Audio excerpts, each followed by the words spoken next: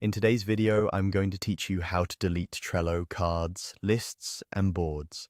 Before we jump in, a quick note about how Trello handles deletion.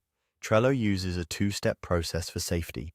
First, you archive an item to remove it from your board, and then, if you're sure you don't need it anymore, you permanently delete it from the archive. That way, you have a chance to change your mind before anything is gone for good. Start by opening your Trello board where the card lives. Take a moment to confirm you're working in the right board and the right list, especially if you're part of multiple workspaces. Deleting the wrong item is tough to undo once you confirm the final step. Next, find the card you want to remove. Right-click the card and choose Archive. This takes the card off your board immediately, cleaning up your view without fully erasing the content yet.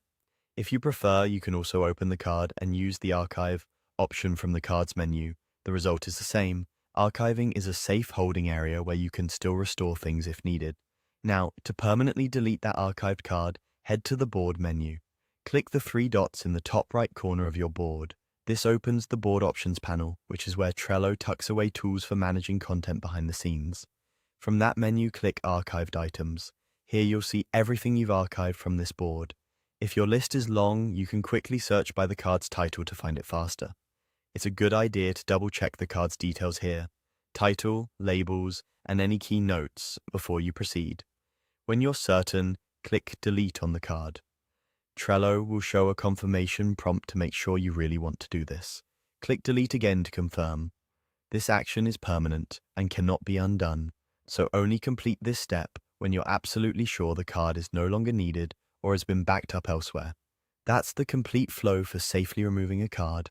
Archive first to get it out of sight, then delete from the archive when you're confident. If you're cleaning up a lot of content, consider archiving now and batch deleting later to reduce mistakes. And if you just want something hidden but still retrievable, leaving it archived without deleting is a smart move. The same archive then delete principle also guides how you manage other content in Trello, like lists and boards. Thanks for watching and happy organizing.